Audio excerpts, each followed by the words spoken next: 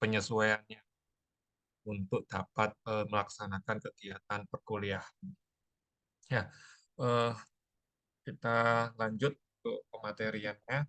Untuk TM ini kita akan belajar terkait dengan materi mitigasi resiko pada sistem informasi kesehatan. Adapun kemampuan akhir yang diharapkan ya nantinya itu teman-teman dapat melakukan mitigasi resiko khususnya pada sistem informasi kesehatan yang mana nantinya itu yang pertama mengidentifikasi resiko maupun menganalisis resiko untuk capaian pembelajaran pada pertemuan hari ini. Nah, untuk selanjutnya terkait dengan definisi resiko dan manajemen resiko. Eh, untuk pemantiknya pada pertemuan kali ini kita ketahui bahwasanya eh, di dunia maya itu tidak ada istilah dibanjiri sebuah informasi ya entah itu dari sosial media, YouTube atau Google ataupun blog yang lain yang mana itu menimbulkan pertukaran arus data setiap menitnya. Di dalam hal itu, secara tidak langsung itu ada percepatan atau banyak sekali sumber ataupun data informasi yang bertebaran setiap menitnya, sehingga nantinya ini dapat dimanfaatkan oleh seseorang yang mana ini kita bisa ketahui adalah mungkin dari segi istilahnya adalah hacker ya untuk mendapatkan informasi-informasi yang berharga dari sosial media maupun blogspot kita. Nah, ini merupakan pertumbuhannya ya, pertumbuhannya setiap menitnya ini berapa ya, secara tidak langsung apa namanya di tahun 2015 ini ada pertumbuhan secara besar ya 2 kali lipat untuk sebuah device. Ya. Ini nanti digunakan apa namanya dengan menggunakan API untuk pertukaran datanya. Nah, hmm, nah ini mungkin kita bisa mantik ya. Apakah pernah melihat sebuah sistem dihack ya atau pernah mengalaminya? Itu kita ketahui bersama sebuah sistem itu tidak 100% aman karena yaitu tadi perkembangan informasi itu sangat pesat ya 2 kali lebih cepat dari tahun 2015 tadi ya karena eh, pertukaran data, baik sistem informasinya itu selalu berkembang pesat. Tidak hanya itu, tentunya metode-metode hacking pun juga ikut berkembang sesuai dengan kondisi updatingnya. Apakah ini masih relevan untuk dilakukan susupi virus atau enggak? Atau perlu pembaharuan dari segi fitur dari virusnya.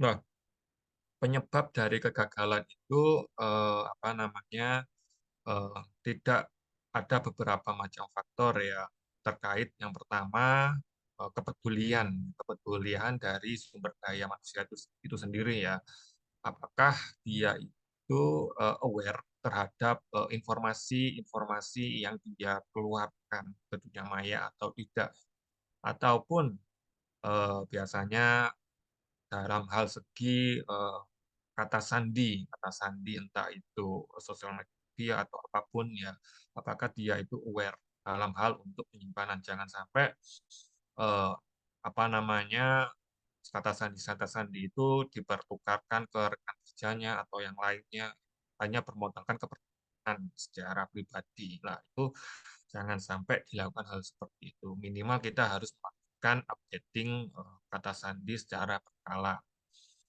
Nah, tentunya updatingnya itu juga harus dengan term and condition. Jangan sampai admin 123 atau 1234. Nah, itu jangan sampai membuat kata sandi yang seperti itu harus dengan apa namanya minimal 6 karakter, 8 karakter, ada yang besar, kecil, kombinasi angka. maupun karakter. Hal ini untuk memperkuat apa namanya kekuatan dari kata sandi itu sendiri. Nah, lalu dari segi kebijakan keamanan, apakah aplikasi atau website itu yang akan kita kembangkan itu sesuai dengan kebijakan yang berlaku terkait dengan sistem keamanannya? Apakah sudah mengikuti guideline-guideline yang sudah disediakan oleh pemerintah maupun mengadopsi yang internasional?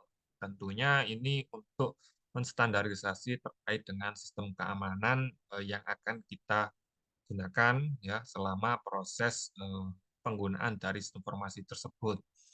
Nah, bisa juga terkait dengan keseruan konfigurasi ya, bagaimana cara kerja dari hardware maupun software itu sendiri ya. Kadang apa namanya ya mungkin dari teman-teman pernah mengunjungi ya, mengunjungi sebuah situs misalkan apa namanya download aplikasi ya, aplikasi biasanya itu kan kalau kita ngeklik download pasti ada kayak semacam tab atau iklan yang lain itu. Nah, itu juga bisa juga disisipi dalam situ. Dulu itu saya pernah melakukan kegiatan dalam hal ini menggunakan Google AdSense ya, Google AdSense. Jadi dulu pada tahun 2010-an ya itu lagi booming-boomingnya terkait dengan Google AdSense. Bagaimana kita bisa menghasilkan uang dari situs online ya. Maksudnya bukan situs online, tapi blogspot kita sendiri. Jadi saya dulu itu pernah apa namanya mendapatkan source code ya source code terkait dengan bagaimana kita bisa untuk mengakali pengunjung kita. Jadi misalkan itu ada dulu itu istilahnya AdSense itu pay per click maupun pay per view. Nah, kalau pay per click itu kita mengklik sebuah iklan, nantinya itu akan mendapatkan sebuah uang ya uang berapa dolar itu tergantung dari negara mana ya asalnya yang mengklik. Jadi kalau kalau Amerika dulu itu setara dengan satu dolar itu pada zaman itu 15-an ribu. Nah, dulu skrip yang saya gunakan itu semisalkan Anda memasuki website saya ya, di situ ada artikel-artikel, pasti ada judulnya ya. Ketika Anda mengklik judul itu, nanti secara otomatis dia akan kebaca bahwasanya Anda mengklik sebuah iklan yang sudah saya tanamkan ke dalam source code WordPress saya, blogspot saya tadi. Nah, secara nggak langsung itu juga bisa kita gunakan untuk mengambil data. Nah, datanya dari mana? Itu dari cookies. Cookies. Cookies itu juga mengandung sebuah informasi, ya, informasi apa namanya akun-akun kita secara tidak langsung kayak username dan password. Nah, jadi nantinya kalau teman-teman apa namanya yang sering maksudnya itu yang sering mengunjungi website terus lagi apa namanya sering menyimpan password lah itu juga harus hati-hati karena kejahatan teknologi pun juga bisa dicuri dengan cookies. Nah, lalu pengendalian yang lemah, ya pengendalian yang lemah. Jadi bisa juga karena eh, pengendalian dari protokol softwarenya itu tadi belum dilakukan updating ya tidak mengikuti regulasi terbaru ya istilahnya yang update lah tidak update. Nah, itu kan yang sempat saya singgung tadi ya bahwasanya sebuah sistem informasi itu selalu berkembang lebih cepat. Nah, sehingga kita itu juga harus memaksa untuk mengikuti hal tersebut. Ya, kalau kita tidak melakukan updating, nah, secara tidak langsung sistem keamanan kita itu masih yang versi yang lama. Nah, sementara hacking-hacking pun juga pastinya berkembang. Jangan sampai yang seperti itu. Nah, atau mungkin kalau misalkan teman-teman pernah melakukan main apa point blank itu pasti kan juga bisa melakukan hacking ya. Karena kita bisa apa namanya bisa apa namanya tertembak dan sebagainya lah kayak tapi kayak gitu. Jadi pengendalian yang lemah, pengabaian, ya, update, gagal failure, step update. Nah,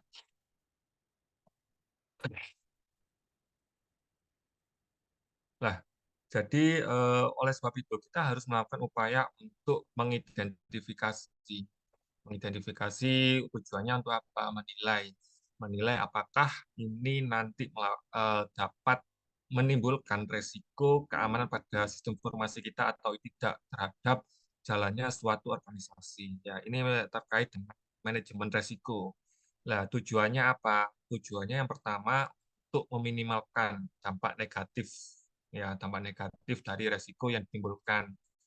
Ya, lalu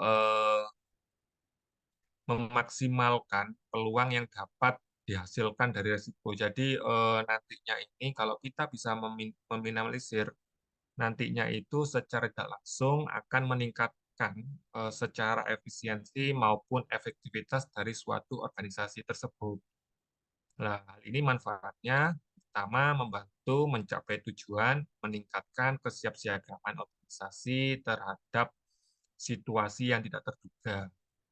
Ya, karena apa namanya hal yang tidak direncanakan dengan bagus nantinya itu akan berdampak pada situasi yang tidak terduga. Jadi kayak kita kaget, nah, sehingga perlu adanya persiapan yang konkret untuk mengatasi masalah-masalah tersebut dengan cara yaitu melakukan analisis manajemen resikonya, mulai dari mengidentifikasi, menilai, maupun mengendalikan risiko tersebut. Hal ini digunakan untuk meningkatkan kepercayaan dan reputasi organisasi.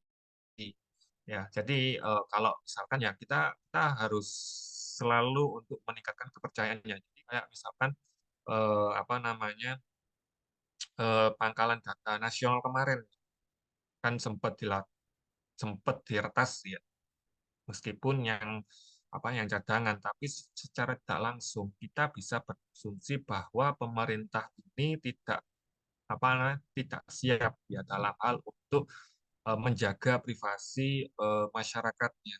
Nah, kan gitu. Jadi kalau hal-hal terkait dengan kepercayaan yang harus dilakukan perencanaan yang bagus, bagaimana nantinya ini bisa memastikan bahwasanya data yang sudah dipercayakan oleh masyarakat ke pemerintah itu dijaga dengan betul. Ya, beda kalau misalkan gitu. Jadi kalau misalkan ada pemerintah mau membuat aplikasi yang besar sendiri, pasti jawabannya masyarakat gini, alah paling juga nanti korup. Nah, karena image-nya itu sudah buruk. Ya, karena hal-hal yang bersifat privat ini sudah pernah tidak pernah diperbaiki. Nah, contohnya yang kemarin BPJS, KTP dan sebagainya. Itu kan kayak kita itu jadinya itu tidak mendukung program-program pemerintah. Sementara pemerintah sendiri pun tidak meyakinkan masyarakatnya bahwasanya tamu ini pasti aman dengan kita. Nah, bagaimana melakukan manajemen risikonya? Nah, ini ada menggunakan framework yang namanya Risk Resiko Assessment Process ya, NIS ya. Di sini bagaimana kita itu menyiapkan secara asesmennya, mengidentifikasi ancamannya, lalu nanti bagaimana kita melakukan upaya untuk mengkomunikasikan, ya, lalu bagaimana manajemennya, manajemen maintenance-nya, lalu bagaimana nantinya kita menentukan tingkat kemungkinan kebahayaannya, ya, lalu terkait dengan masalah urutan risikonya. Nah, ini merupakan suatu framework yang digunakan. Ya. Bagaimana kita untuk melakukan manajemen risiko. Nah, risk assessment ya, secara definisi ini nantinya itu kita akan melakukan proses identifikasi, mengukur, ya, lalu mengevaluasi potensi resiko-resikonya di dalam suatu organisasi. Ya, tujuannya untuk menilai resiko, ya, serta memahami sumber resikonya berasal dari mana, lalu kemungkinan nantinya itu bisa mempengaruhi dampak mana yang dapat ditimbulkan dari resiko tersebut. Nah, ini merupakan suatu definisi terkait dengan tujuan dan uh, definisi dari resiko assessment-nya. Nah, ini risk assessment-nya itu yang pertama terkait identifikasi ya bagaimana kerentanan yang nantinya dapat ditimbulkan dalam proses mitigasi tersebut, yang mana nantinya itu dibarengi dengan adanya suatu ancaman. Kalau kita sudah melihat ancamannya, bagaimana kita diupayakan untuk melakukan pengendalian terhadap dari kerentanan tersebut. Ya. Jadi semisalkan kalau kalau misalkan kita ke contohnya secara umum ya, kata sandi dalam hal untuk login ya ke dalam suatu email. Ya. Kita kan biasanya itu ada dua faktor autentifikasi. Kalau misalkan satu, pastinya kata sandinya harus kuat. Ya, yang saya sebutkan tadi jangan sampai cuma admin, ya admin, passwordnya admin, 123, dan seterusnya. Jadi perlu penguatan secara konkret untuk biar tidak dapat dilakukan pembacaan secara kontinu perkiraannya. Nah, dengan cara apa? Tadi misalkan 8 karakter terdiri dari angka huruf besar, huruf kecil, ya, terus angka maupun cat. Nah, lalu diperkuat dengan dua autentifikasi ya, misalkan face recognition ataupun dengan kode OTP ke SMS maupun ke WhatsApp. Nah, kalau misalkan kita sudah mengetahui hal tersebut, nantinya itu untuk yaitu menghindari sebuah ancaman-ancaman ya, baik dari segi internal maupun eksternal. Nah, nantinya kalau kita sudah mengidentifikasi, ini ada tahap yang namanya yang ketiga yaitu risk analysis yang mana nantinya itu dapat diikuti terkait dengan kemungkinan maupun dampak untuk mempertimbangkan kontrolnya. Lalu ada evaluasi menjaga basis dalam penentuan risiko treatment-nya. Nah, itu tadi contohnya. Contoh dari risk assessment. Nah, identifikasi ancaman. Ya, ancamannya itu biasanya berdasarkan dari apa? Nantinya ini bisa berdampak pada aset. Ya, aset. Jadi aset itu merupakan segala sesuatu yang berharga bagi organisasi yang perlu dilindungi ya. Seperti informasi, perangkat keras, perangkat lunak maupun infrastruktur. Nah, contohnya apa? Kalau kita dalam kondisi perang, informasi yang paling berharga adalah selain dari jumlah personil, jumlah armada yang digunakan ya dalam hal ini mungkin dari tank dan sebagainya kalau dari segi perang ya, perang secara keseluruhan. Nah, itu kan juga nantinya itu kita bisa memetakan kekuatan-kekuatan apa aja yang dimiliki suatu negara tersebut. Nah, jadi kalau misalkan di suatu negara ini nggak tank, berarti kita bisa menyerang dengan menggunakan teknologi apa. Jadi segala informasi-informasi yang dapat dilindungi, apapun apa namanya, seperti informasi praktek dan sebagainya itu ya harus tetap dijaga, jangan sampai keluar, ya, keluar sehingga nanti dapat menimbulkan ancaman khususnya bagi negara kita. Treatment ancaman tindakan membayar sistem atau malware phishing ya ini apa namanya kejadian kan di salah satu rumah sakit terkait dengan virus malware yang jenis ransomware yang mana dia itu mengunci suatu sistem di dalam organisasi tersebut sehingga mengganggu operasional pelayanan. Nah, itu. Nah, Nah, dulu itu ransomware-nya itu kalau memulihkan dengan menggunakan kripto. Jadi kita melakukan pembayaran secara digital menggunakan cryptocurrency yang mana tidak bisa diketahui siapa pemiliknya. Nah, lalu kerentanan atau vulnerability. Jadi kelemahan suatu sistem atau perangkat itu dapat dieksploitasi ya oleh ancaman. Jadi ya itu yang tadi yang sempat saya sampaikan bahwasanya sistem informasi itu harus dilakukan updating datanya secara terus-menerus, dilakukan cek ya secara berkala. Apakah ini buktinya ini dapat disusupi atau tidak dalam hal segi ancaman secara phishing atau malware-nya. Nah,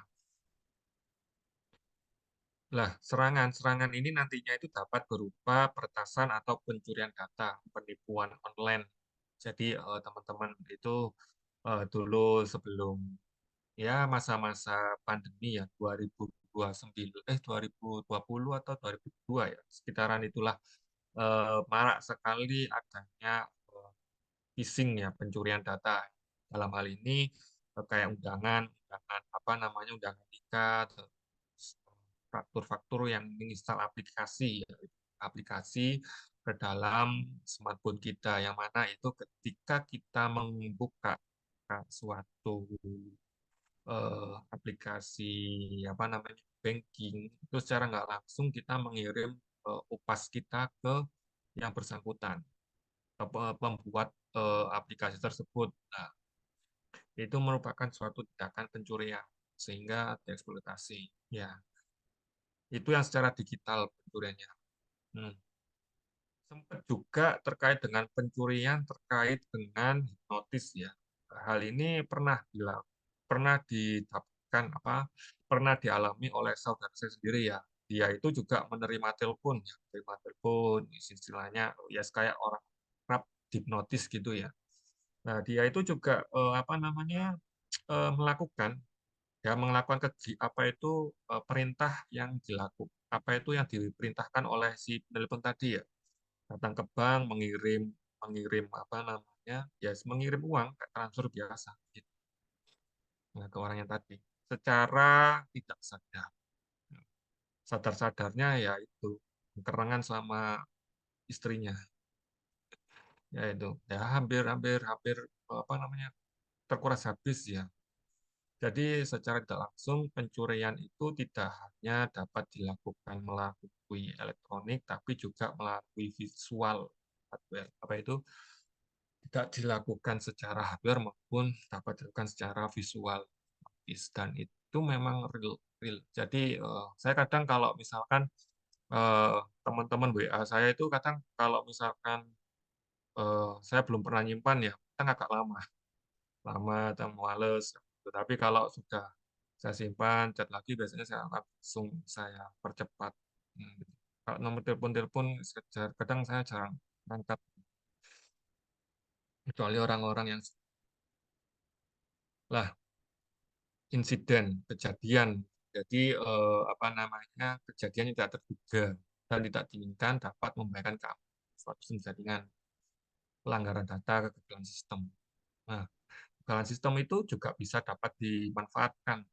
Misalkan kita nggak tahu ada bug setelah misalkan updating data ya ada gagal sistem yang tidak terpantau itu dapat dimanfaatkan nah, atau segala event ya, segala hal yang terjadi di lingkungan organisasi jadi yaitu tadi SDM-nya bagaimana SDM-nya kebijakannya yang dapat membuat suatu permasalahan selama proses building aplikasinya tidak diikuti dengan kebijakan maupun regulasi dan perundangan yang berlaku. Nah, faktor-faktor itu pun ya insiden dan event ini yang banyak ditemui ya. Lalu security insiden ya. Nah, bagaimana apa namanya eh, sistem informasi maupun aliran data itu eh, berimplikasi pada pelanggaran data, pelanggaran privasi. Jadi kadang itu kalau kita menginstal suatu aplikasi ya, ya, apa namanya pasti dapat crack ya, crack crack ataupun ya istilahnya ya situlah biasanya crack. Crack itu pun juga sebetulnya virus ya. Jadi dia itu prinsipnya itu dibuat menggunakan virus. Ya, jadi dia itu apa namanya memanfaatkan celah yang ada di suatu sistem informasi itu untuk dilakukan cracking. Nah, jadi sama sebetulnya crack-crack itu pun juga bersumber dari virus untuk yaitu untuk mengakali agar kita bisa melakukan subversion dan lain sebagainya. Lah, security event ya yang membutuhkan pendidikan yang berpotensi menimbulkan risiko keamanan. Jadi eh, jaringan sebuah sistem itu ada yang namanya firewall. Firewall itu digunakan untuk itu apa namanya mencegah hal-hal yang tidak diinginkan atau hak akses yang tidak wajar ya. Jadi kayak sel pelindung ya. Jadi kayak di jaringan internet itu yang tipe dari situ ada namanya firewall. Jadi firewall itu menahan serangan-serangan kayak kasarannya pagar, pagar ataupun apa namanya istilahnya pagar pembatas biar area-area itu yang masuk adalah orang yang steril, nah, kayak gitu. Jadi yang perlu adanya monitoring secara update. Nah, itu ada juga membayar. Lalu resiko potensi terjadi peristiwa yang dapat membahayakan aset informasi seperti data perangkat keras atau reputasi ya. Jadi identifikasi ancaman itu juga harus didasari terhadap resiko tadi ya. Jangan sampai nantinya itu yaitu tadi membuat reputasi organisasi ini buruk, citranya buruk. Ya, tingkat kepercayaan menurun sehingga nantinya ini dapat membuat kepanikan. Nah, tentu dengan cara yang pertama meningkatkan infrastruktur jaringan. Kita harus melakukan updating, nah, lalu kita kita apa namanya ambil tindakan yang dapat meningkatkan sistem keamanan kita, baik dari segi perangkat keras maupun perangkat lunak. Kalau perangkat kerasnya ini nanti dari segi keamanan lingkungannya, bagaimana lingkungan ini nantinya dibangun ya hanya akses-akses yang terbatas ya. Jadi kayak ruang feeling gitu loh. Jadi kalau saya contohkan ke dalam RME ya, rekam medis konvensional itu kan ada yang namanya rak feeling. Ya, rak feeling itu apa namanya ya hanya aksesnya itu ya hanya orang-orang tertentu yang masuk ke ruangan tersebut. Nah, demikianlah ke dalam konsep sebuah sistem formasi ke perangkat kerasnya. Jadi lokasi perangkat kerasnya nantinya itu ya hanya dapat diakses oleh orang-orang tertentu. Karena kita tidak tahu ya apakah orang-orang ini nantinya ini memiliki hal yang jahat ya misalkan masuk sendiri terus melakukan susupin virus ya masukkan virus injeksi dan sebagainya. Nah, itulah identifikasi ancaman, utama yang terkait dengan resikonya. Nah, ini contoh-contoh terkait identifikasi ancaman, khususnya pada bagian event maupun insiden tadi ya. Kalau eventnya ya ini seseorang mencoba login pengguna dengan password yang salah. Jadi semacam eh, orang yang sedang mengakses akun kita secara tidak langsung yang tidak sah. Jadi memang perlu adanya kalau sekarang teman-teman masih menggunakan single authentication sebaiknya itu apa namanya dilakukan double authentication. Nah, jadi kalau misalkan contohnya ya misalkan akun Gmail ya, passwordnya itu jangan sampai sama dengan password apa namanya m-bankingnya. Jadi minimal ada dua password yang berbeda. Jadi kalau saya itu biasanya saya mendaftarkan ke apa itu mendaftar website apapun itu passwordnya itu beda dengan password asli email saya. Nah itu sehingga nantinya itu kenapa? Kalau misalkan ya kasarannya gini istilahnya eh, email apa namanya misalkan e-porto ya e-porto itu kan ada emailnya ya email lalu memasukkan password. Nah, kalau saya pribadi emailnya itu tetap sama, tapi passwordnya itu harus berbeda dengan password emailnya, sehingga nantinya apa namanya kalau semisalkan saya berniat jahat kepada portonya adik-adik sekalian, saya tidak bisa memasuk ke email aslinya karena passwordnya berbeda. Nah, itu konsepnya, contohnya. Contohnya agar kita tidak apa namanya memberikan password asli, email asli kita ke situs-situs yang lain. Jadi apa namanya harus aware juga karena kita kan menyerahkan password kita secara asli ke email tersebut, ke website tersebut. Nah, jadi harus memiliki password yang berbeda dari email aslinya ketika kita mendaftar ke situs apapun itu. Nah, lalu insidennya seorang melaporkan bahwa akunnya telah diretas dan data pribadinya telah dicuri. Nah, ini biasanya kalau kalau ke situs-situs sosial media kan melaporkan ya recovery-nya.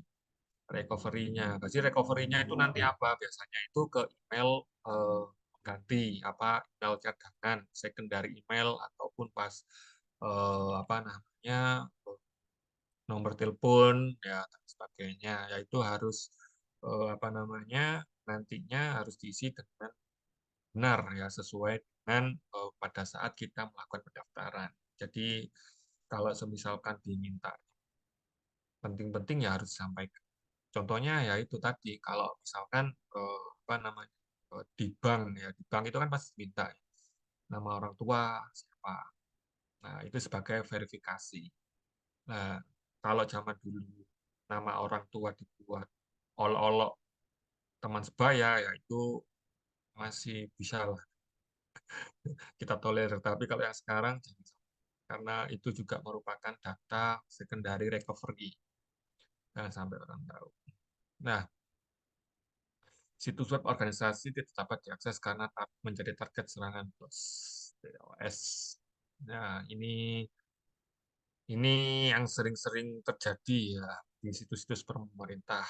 Nah, biasanya ada serangan hacker ini terus tidak dapat diakses lalu diganti judul seperti itu. Ya, itu merupakan contoh-contoh serangan dari insiden. Nah, serangan DOS biasanya dia tidak kalau website itu tidak ada SSH-nya.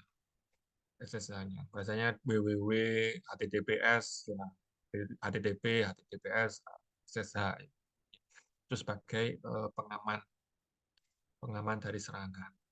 Nah, lalu perangkat lunak antivirus mendeteksi file yang mencurigakan. Nah, yang mencurigakan, ya mencurigakan. Jadi antivirus itu memang dibekali untuk mendeteksi file-file yang mencurigakan, ya. Kayak tadi crack, ya crack tadi. Crack itu kan memang virus. Jadi dia itu antivirus maupun apa namanya Defender kalau dari Windows Defender ya, dia akan mendeteksi bahwa file ini sangat mencurigakan. Ya, lalu eh, suatu sistem jaringan mendeteksi peningkatan lalu lintas yang tidak biasa di server web. Lah, jadi apa namanya? Contoh yang sistem jaringan mendeteksi peningkatan lalu lintas. Ya, jadi eh, memang serangan-serangan itu bisa disusupi. Jadi website itu, server itu nantinya itu eh, dapat kita susupi file-file. Ya, jadi membekak gitu. Jadi filenya itu semisalkan asalnya itu secara keseluruhan kalau membangun website itu kan pasti ada filenya misalkan 1 GB ya. Karena adanya serangan lalu lintas tidak wajar ya. Jadi dia itu dari yang 1 GB itu nanti meningkat menjadi 5 GB, 6 GB, 10 GB, seterusnya sampai server itu kolaps dan tidak dapat diakses. Nah, itu merupakan serangan-serangan melumpuhkan. Jadi kayak ya itulah. Ya kalau kita tahu kalau mejanya overlap ya kalau misalkan meja meja meja lab misalkan ya. Kalau misalkan ada tumpukan buku-buku di situ terus secara terus-menerus otomatis kan pasti jatuh. Nah, jadi tidak dapat menampung dayanya.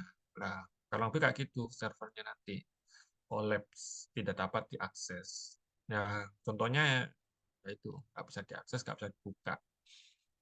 Hmm. Lalu insiden serangan karyawan.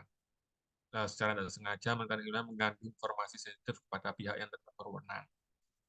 Nah, jadi ya itu tadi ya, secara tidak langsung SDM kita harus tahu bahwasanya sebuah sistem informasi itu pastinya mengandung sebuah informasi sensitif ya, yang mana tidak semerta-merta seluruh pihak dapat berwenang untuk memiliki.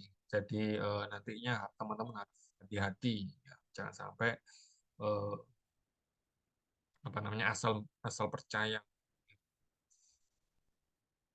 Nah, nah, lalu ada sistem keamanan perusahaan mendeteksi beberapa upaya login yang gagal ke akun pengguna.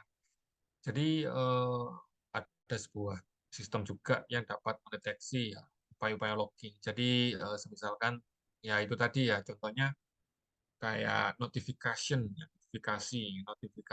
adanya upaya. Jadi misalkan ada akun apa namanya backing teman-teman dilakukan upaya untuk apa namanya login, ya otomatis biasanya mengirim suatu notifikasi ke user, sehingga ini merupakan suatu upaya bagaimana untuk suatu organisasi mendeteksi atau user untuk mendeteksi adanya upaya untuk peretasan.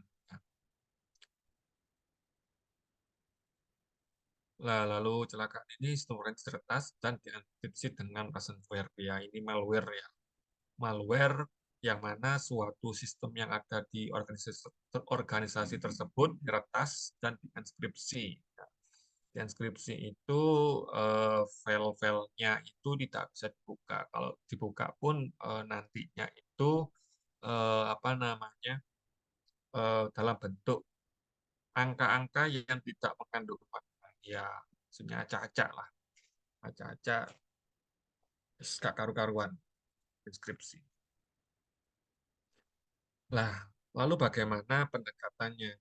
Pendekatannya dengan melakukan peningkatan terkait dengan risiko, kemungkinan, dan impact-nya itu seperti apa. Nah, impact-nya ini terdiri dari tiga, tiga, baik itu low, medium, maupun high. Nah, bagaimana kita nantinya itu mengidentifikasi resikonya apa yang dapat di apa namanya, yang kemungkinan terjadi. Ya, jadi kita petakan server ini nantinya itu resikonya apa aja yang dapat ditimbulkan serangan ke server. Ya, tadi itu di apa kita petakan, ya, kita kita list ya secara apa namanya kemungkinannya itu apa-apa aja, faktor-faktornya, faktor penyebabnya itu apa, ya, lalu tingkatannya nanti seperti apa, tingkatan dari resiko tadi itu seperti apa, apakah levelnya ini low, medium, atau high. Nah, nanti prioritasnya itu seperti apa, bagaimana kita itu nanti menentukan upaya apa dalam hal untuk perbaikannya seperti apa.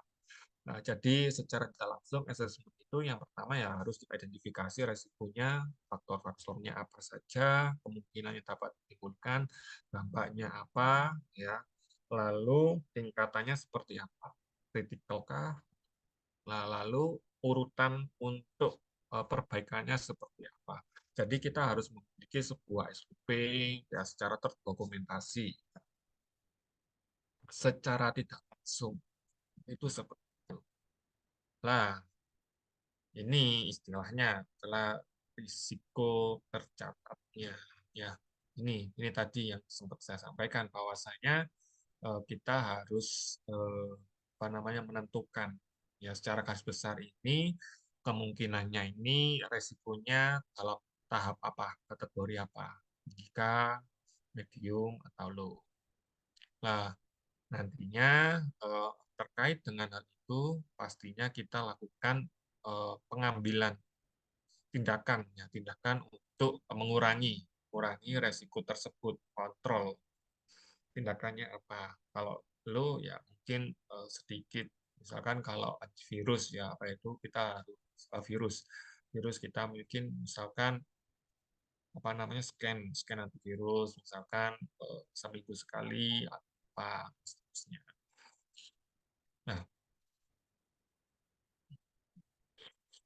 Nah, lalu adanya risiko treatment. Bagaimana kita mentreatmentnya, memilih, menerapkan maupun mengontrol untuk mengurangi eh, resikonya. Dalam hal ini untuk melakukan mitigasi transfer maupun penerimaan, menghindari ataupun untuk mengurangi resiko residualnya. Bagaimana resiko ini apakah menimbulkan sisa-sisa setelah organisasi menerapkannya. Jadi kalau kita apa namanya bercontrolling ya apakah ini ada yang terlewat atau tidak. Nah, gitu. Nah, ini contoh merupakan bagaimana kita itu melakukan risiko apa itu secara terregister ya, terdaftar ya, bagaimana kita mengelompokkan, mendokumentasikan serta melacak dan mengelola risiko yang dihadapi ya di dalam suatu organisasi ya. Jadi tentu kita itu ya tadi ya seperti saya sampaikan bahwasanya kita harus menganalisa terlebih dahulu resiko-resiko apa yang dapat ditimbulkan. Contohnya tadi server, apakah secara ancaman ini akan menimbulkan dampak yang signifikan terhadap organisasi kita. Ya, lalu kita uraikan secara tidak langsung kalau misalkan kita server ini tidak di apa namanya tidak dirawat dengan baik sesuai dengan SOP yang ditetapkan ya nantinya ini apakah eh, dampak yang ditimbulkan ini sangat signifikan di dalam organisasi kita. Contohnya uraian ini ya, bagaimana nantinya kalau server ini diambil alih, maka informasi-informasi yang tersimpan di server tersebut dapat digunakan atau disalahgunakan. Ya, contohnya kalau misalkan ya kita angan-angan saja ya, jadi jangan sampai ini terjadi ya. Jadi semisalkan kalau kita ketahui ya bahwasanya itu nantinya ya nantinya itu kan kita sudah mengarah pada satu sehat atau satu data nasional yang mana itu kalau saya lihat di dalam roadmap-nya dia itu akan terintegrasi dari aplikasi satu ke aplikasi yang lain pertukarannya ini akan sangat mudah dengan variabel-variabel yang sama sudah ditetapkan. Nah, nah kita keep seperti itu ya. Satu data kita keep dulu. Nah, sekarang kita ke dalam dunia 5.0 ya, real society apa itu? Society. Nah, sekarang kan teknologi kan sudah mengadopsi AI, mana AI itu merupakan machine learning yang mempelajari data-data yang dia miliki ya. Tidak hanya data umum, data kesehatan pun sudah bisa dia lakukan analisis. Ya. Nah, sementara sekarang itu satu sehat AI. Ya. Nah, sekarang apa hubungannya?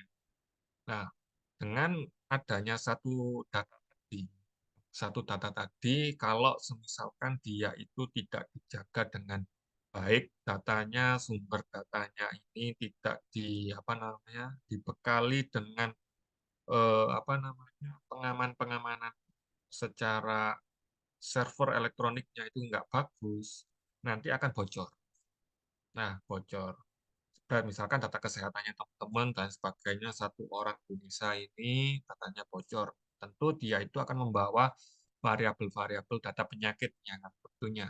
Nah, diambillah oleh suatu negara, misalkan Chinese atau apapun itu, yang mana kita ketahui ya dua negara sekarang itu kan adidaya ya dalam hal segi AI, Amerika maupun China. Kita sudah berlomba-lomba untuk membuat teknologi terbarukan dan mutakhir. Anggap aja kita berasumsi misalkan dua negara itu ingin mendominasi suatu wilayah spread, dapatlah data kesehatan orang Indonesia spread. Nah, riwayat-riwayat penyakit, gejala-gejala otomatis kan mereka dapat nih data. Nah, nantinya kalau misalkan itu dianalisa, oh ternyata orang Indonesia ini mayoritas eh, usia produktif kena gagal ginjal misalkan. Oh gagal ginjal ini terus dianalisa lah terkait dengan alat-alatnya, alat kesehatannya. Bisa ternyata masih tersimpan sekian, sekian, sekian. Oh kurang. Nah, mereka kan punya datanya, berarti mereka juga bisa melakukan eh, politik dagang. Bagaimana mereka untuk menjual dagangnya, dagang alat-alat canggih mereka, khususnya terkait dengan kesehatan. Itu masih kesehatan, belum lagi digunakan untuk data-data yang lain. Ternyata data tadi, misalkan kayak misalkan tadi armadanya berapa dan sebagainya berapa lah. Jadi itulah mindset kita bagaimana data ini harus kita keep dengan bagus ya. Jangan sampai kejadian-kejadian dulu-dulu itu hanya sekedar di belakang yang tidak data saya bocor ya wis biarin. Nah, sementara sekarang gini gini gini wah itu merupakan pikiran yang salah karena NIK itu pun juga terhubung ke yang lain ke pajak ke yang lain ke BPJS dan sebagainya. Nah itulah mindset-mindset yang mengarahkan itu saya kurang suka gitu karena data ini pun penting untuk kita jaga ya minimal nggak menyusahkan kita kan harusnya kan gitu. Terus data kalian bocor, tunggakan kredit sekian lah sekian, apa kak izin kan gitu. Nah, gitu. Jadi jangan sampai kita tidak aware dengan data pribadi kita masing-masing. Tapi tentunya dengan infrastruktur maupun kebijakan-kebijakan yang harus dibuat secara konkret. Nah, bagaimana upaya pengendaliannya, nantinya itu seperti apa? Apakah ini resikonya ini dapat dimitigasi atau dihindari atau bagaimana, serta melakukan upaya untuk rekomendasi atau pengendalian. Nah, misalkan kalau misalkan kalau belum siap, ya infrastrukturnya minimal dipersiapkan, ya kan gitu, Kalau misalkan kita khawatir data ini bocor dan sebagainya, mitigasinya seperti apa? Hmm. Yang penting jalan dulu aja daripada gitu. Wah, yang jalan dulu itu ya penting keamanannya dulu. Keamanan datanya dulu baru kita kalau itu. Biar apa? Biar image kita di masyarakat pun juga akan bagus. Yang saya sebutkan tadi, bahwasanya eh, server cadangan aja kebobolan, apalagi kita ke satu data nasional kan gitu. Orang kan jadinya kayak nggak percaya pemerintahan kita sendiri. Mm-mm. Cortex dengan triliunan gitu gagal kan gitu. Ya karena manajemennya korup korup doang. Jadinya nggak maksimal. Nah, lalu direkomendasi nantinya itu PIC-nya penanggung jawabnya siapa? Misalkan server ini maksudnya PIC-nya ke siapa? Jadi ada penanggung jawabnya biar nantinya ini dapat dilakukan monitoring, evaluasi secara berkelanjutan. Ya bagaimana nantinya ini rekomendasi-rekomendasi ini tetap selalu dikawal. Nah, ini merupakan contoh bagaimana kita membuat suatu buku register terkait dengan daftar risiko. Ya, tujuannya tadi itu yaitu untuk mendokumentasikan, cek, lah, sehingga nantinya itu kalau dihadapi suatu masalah kita bisa menimbulkan bukti bahwasanya oh ini misalkan kita diserang di servernya gitu. Loh, saya sudah melakukan mitigasi seperti ini. Nah, tapi kok masih bisa diserang? Nah, berarti kan kita nanti bisa melakukan pembaruan. Apakah eh, resiko yang sudah kita buat dan treatmentnya ini sudah sesuai apa belum? Apa jangan-jangan ada yang miss? Nah, ini pembaruan-pembaruan karena ya itu tadi sistem selalu berjalan, ancaman pun juga selalu berjalan juga, selalu beriringan. Secara nggak langsung ini harus tetap diperkuat juga resikonya. Jangan sampai pembaruan ini misalkan sudah dibuat ini tidak dilakukan monitoring evaluasi, tidak dilakukan upaya pembaruan lah. Ini yang nantinya ini sulit untuk kita dapat mengamankan ataupun mendokumentasikan kegiatan kita. Nah, begitupun juga teman-teman nanti kalau bekerja pun harus ada dokumentasinya. Jangan sampai teman-teman ini nantinya ini tidak ada upaya untuk manajemen risiko. Jadi Anda harus belajar untuk kritis. Kalau di RME nanti apa sih yang harus saya kritisi?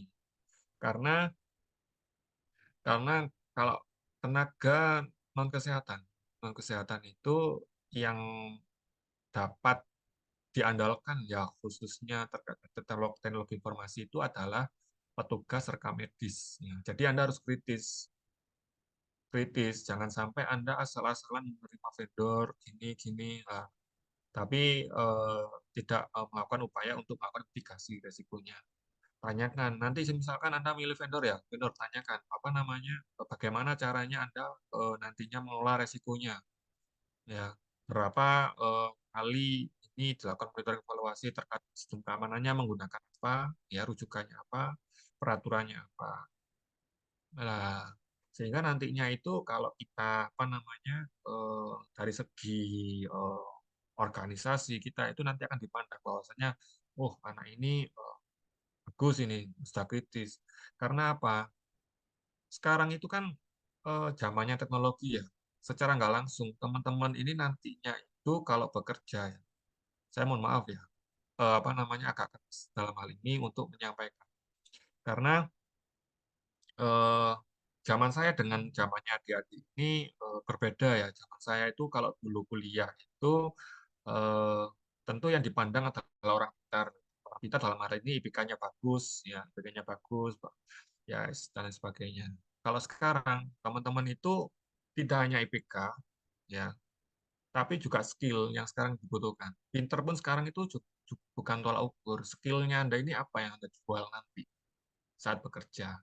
Karena nanti Anda akan bertarung dengan teman-teman angkatan, alumni yang sudah bekerja, tentunya sudah memiliki pengalaman bekerja. Ya, lalu belum lagi AI. Nah, apa yang Anda tawarkan nanti saat Anda kerja, memasuki dunia kerja?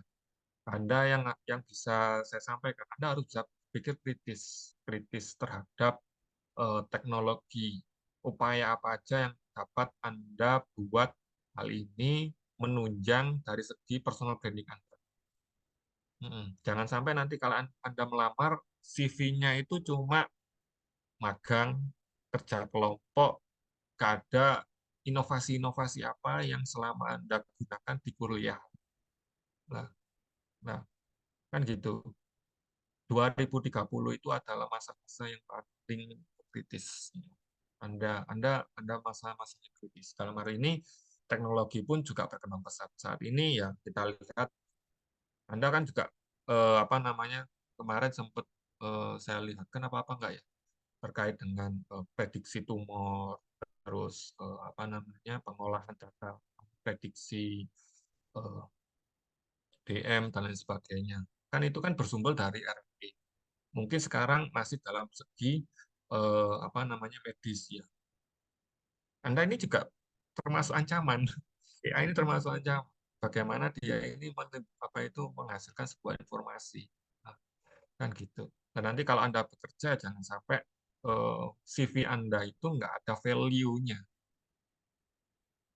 Value-nya jangan sampai. Kalau Anda misalkan selama kuliah ini memiliki prestasi-prestasi apapun, misalkan ikut lomba ini, tingkatkanlah itu. Jangan sampai nggak dapat apa-apa. Beda dengan zaman Anda dengan zaman saya itu beda banget dan jauh. Skill-skill Anda sekarang harus dibutuhkan, tidak hanya dari segi akademis maupun sekarang non akademis pun juga dilihat. Nah, mau masih kuliah, tingkatkanlah Anda ikuti apa namanya ikuti lomba apapun, nggak usah malu, yang penting jalan aja. Kalau Anda ikut lomba, ya, Insya Allah dari jurusan itu selalu mensupport ya nggak sampai enggak. itu nanti akan menjadi nilai tambah Anda kalau melamar. Melamar kalau juara 1, 2, 3 gitu. Misalkan gitu. Jadi di CV nggak cuma ahli apa namanya pernah pengalaman kerjamu apa, magang, PKL, nah gitu. Terus juara apa? Kan enak kalau misalkan juara-juara gitu. Apalagi di samping itu memiliki skill olah data, pengelola akun, ya itu. Jadi kalau Anda sekarang masih malu-malu, harusnya Anda introspeksi diri. Sekarang zamannya berbeda. Anda harus bisa berpikir kritis ya. Bagaimana Anda ini nantinya itu dapat memecahkan suatu masalah di lingkungannya. Ya, karena Anda ini nanti bersaingnya itu juga dengan AI.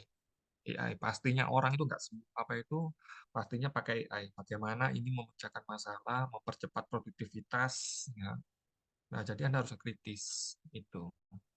Nah, loh, terima kasih. Waduh, terima kasih. Selesai 1 jam.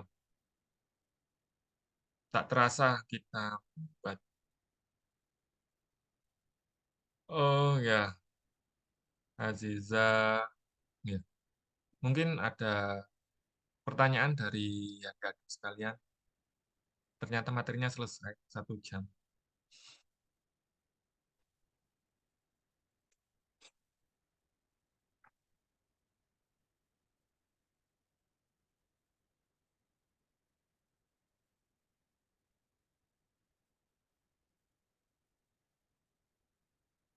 Mungkin ada pertanyaan sekalian. Selain saya omon-omon sendiri, dari teman-teman mau ngomong omon-omon juga.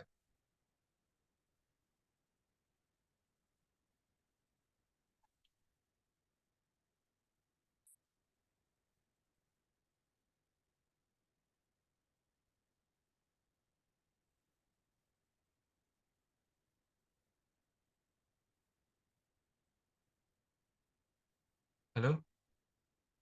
Apakah ada? Izin menjawab, ya Bapak. Ya, Pak Anis. Takut Anis. Izin menjawab tidak, Bapak. Oh iya, apa-apa. Sepenting jawab. Baik, apabila tidak ada pertanyaan, mungkin kita bisa akhiri ya. Nantinya mungkin soalnya mungkin saya juga mau mohon maaf ya, mungkin beberapa hari ke depan mungkin kayak ada kuliah malam, saya mohon maaf, mungkin eh, bisa diterima ya, soalnya agak banyak juga hutang saya. Jadi saya juga mohon keridhaan dan keikhlasannya apabila nantinya ada kuliah malam. Ya. Kalau misalkan ada yang di jam kerja atau teman-teman memiliki waktu di jam kerja ya silakan. Saya open, tidak ada permasalahan selama materi itu sudah sih. Kalau nggak siap mungkin saya. Oke, saya akhiri. Assalamualaikum warahmatullahi wabarakatuh. Waalaikumsalam warahmatullahi Waalaikumsalam wabarakatuh. warahmatullahi wabarakatuh. Terima kasih, Bapak. Terima kasih, Bapak.